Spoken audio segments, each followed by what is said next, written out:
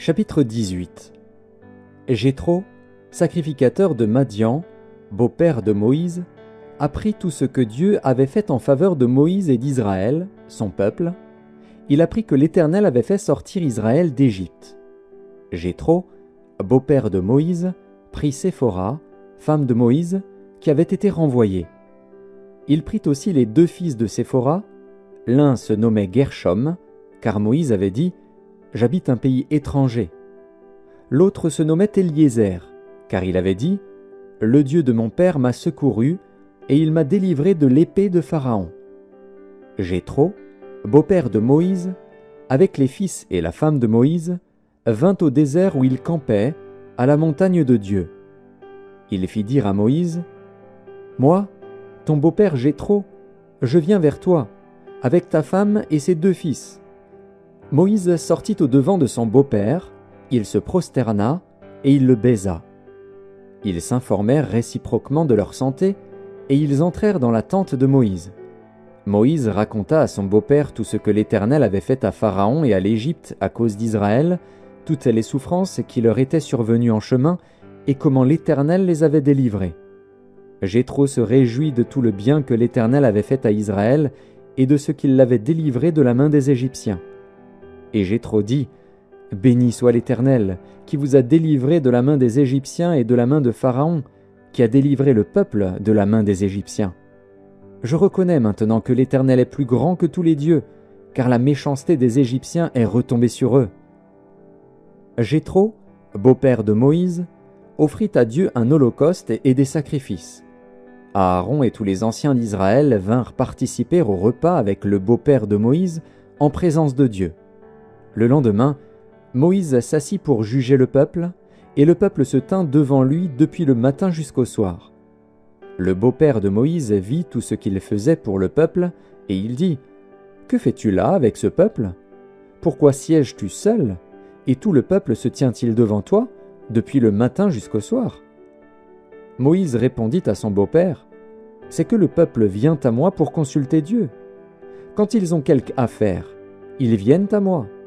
Je prononce entre eux, et je fais connaître les ordonnances de Dieu et ses lois. » Le beau-père de Moïse lui dit « Ce que tu fais n'est pas bien. Tu t'épuiseras toi-même, et tu épuiseras ce peuple qui est avec toi, car la chose est au-dessus de tes forces. Tu ne pourras pas y suffire seul. Maintenant écoute ma voix. Je vais te donner un conseil, et que Dieu soit avec toi. Sois l'interprète du peuple auprès de Dieu, et porte les affaires devant Dieu. Enseigne-leur les ordonnances et les lois, et fais-leur connaître le chemin qu'ils doivent suivre et ce qu'ils doivent faire.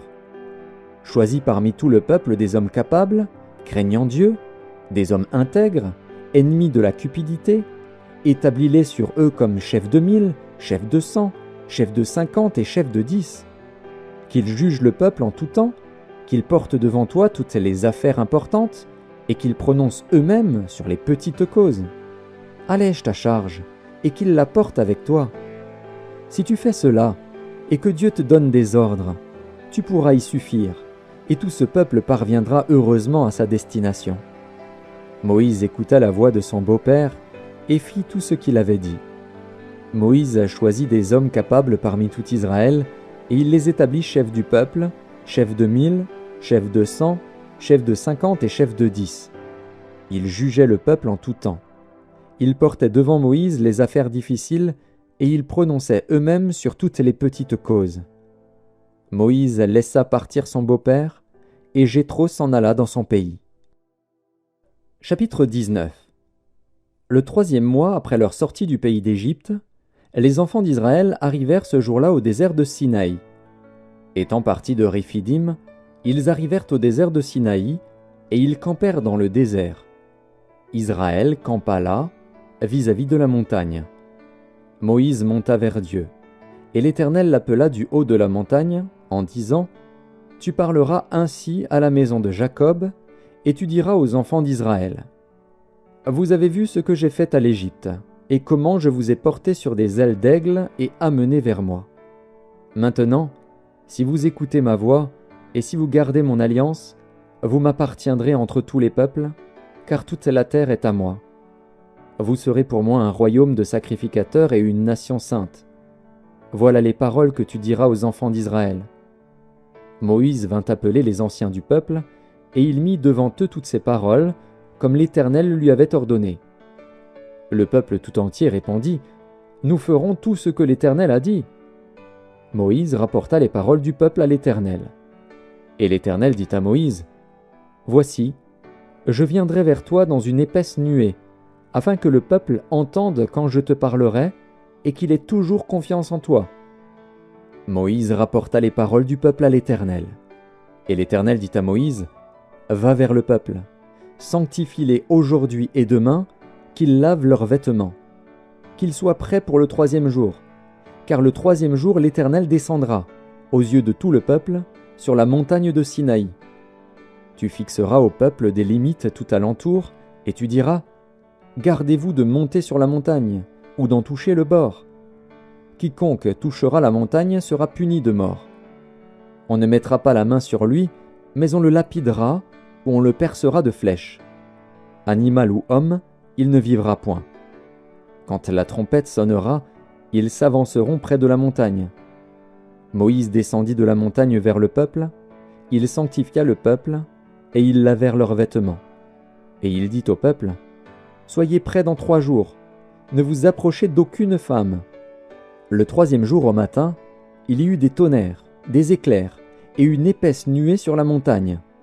Le son de la trompette retentit fortement, et tout le peuple qui était dans le camp fut saisi d'épouvante. Moïse fit sortir le peuple du camp à la rencontre de Dieu, et ils se placèrent au bas de la montagne. La montagne de Sinaï était tout enfumée, parce que l'Éternel y était descendu au milieu du feu. Cette fumée s'élevait comme la fumée d'une fournaise, et toute la montagne tremblait avec violence. Le son de la trompette retentissait de plus en plus fortement. Moïse parlait, et Dieu lui répondait à haute voix. Ainsi l'Éternel descendit sur la montagne de Sinaï, sur le sommet de la montagne. L'Éternel appela Moïse sur le sommet de la montagne, et Moïse monta. L'Éternel dit à Moïse, « Descends, fais au peuple la défense expresse de se précipiter vers l'Éternel, pour regarder, de peur qu'un grand nombre d'entre eux ne périssent. Que les sacrificateurs, qui s'approchent de l'Éternel, se sanctifient aussi, de peur que l'Éternel ne les frappe de mort. » Moïse dit à l'Éternel, « Le peuple ne pourra pas monter sur la montagne de Sinaï, car tu nous en as fait la défense expresse, en disant, « Fixe des limites autour de la montagne et sanctifie-la. » L'Éternel lui dit, « Va, descends, tu monteras ensuite avec Aaron, mais que les sacrificateurs et le peuple ne se précipitent point pour monter vers l'Éternel, de peur qu'il ne les frappe de mort. » Moïse descendit vers le peuple et lui dit ces choses. Chapitre 20. Alors Dieu prononça toutes ces paroles en disant, « Je suis l'Éternel, ton Dieu, qui t'ai fait sortir du pays d'Égypte, de la maison de servitude. Tu n'auras pas d'autre Dieu devant ma face. Tu ne te feras point d'image taillée, ni de représentation quelconque des choses qui sont en haut dans les cieux, qui sont en bas sur la terre, et qui sont dans les eaux plus bas que la terre. Tu ne te prosterneras point devant elles, et tu ne les serviras point.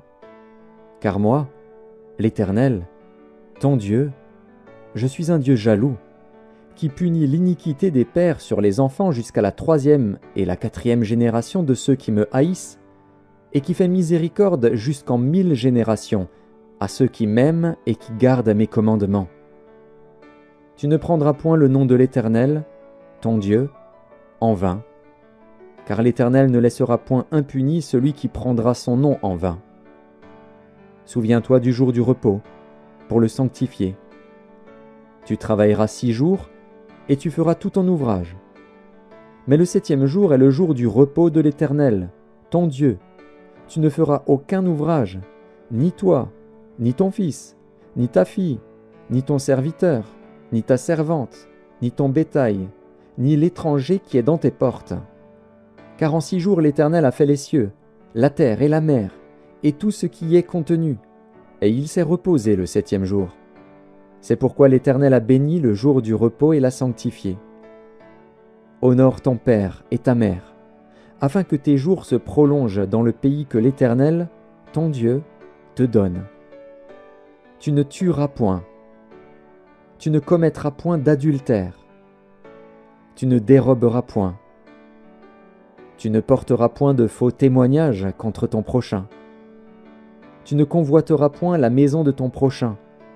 Tu ne convoiteras point la femme de ton prochain, ni son serviteur, ni sa servante, ni son bœuf, ni son âne, ni aucune chose qui appartienne à ton prochain. Tout le peuple entendait les tonnerres et le son de la trompette. Il voyait les flammes de la montagne fumante. À ce spectacle, le peuple tremblait et se tenait dans l'éloignement. Ils dirent à Moïse, « Parle-nous toi-même, et nous écouterons, mais que Dieu ne nous parle point, de peur que nous ne mourions. » Moïse dit au peuple, « Ne vous effrayez pas, car c'est pour vous mettre à l'épreuve que Dieu est venu, et c'est pour que vous ayez sa crainte devant les yeux, afin que vous ne péchiez point. » Le peuple restait dans l'éloignement, mais Moïse s'approcha de la nuée où était Dieu. L'Éternel dit à Moïse, « Tu parleras ainsi aux enfants d'Israël. Vous avez vu que je vous ai parlé depuis les cieux. Vous ne ferez point des dieux d'argent et des dieux d'or pour me les associer. Vous ne vous en ferez point. Tu m'élèveras un autel de terre, sur lequel tu offriras tes holocaustes et tes sacrifices d'action de grâce, tes brebis et tes bœufs. Partout où je rappellerai mon nom, je viendrai à toi, et je te bénirai. Si tu m'élèves un autel de pierre, tu ne le bâtiras point en pierre taillée, car en passant ton ciseau sur la pierre, tu la profanerais. Tu ne monteras point à mon autel par des degrés, afin que ta nudité ne soit pas découverte.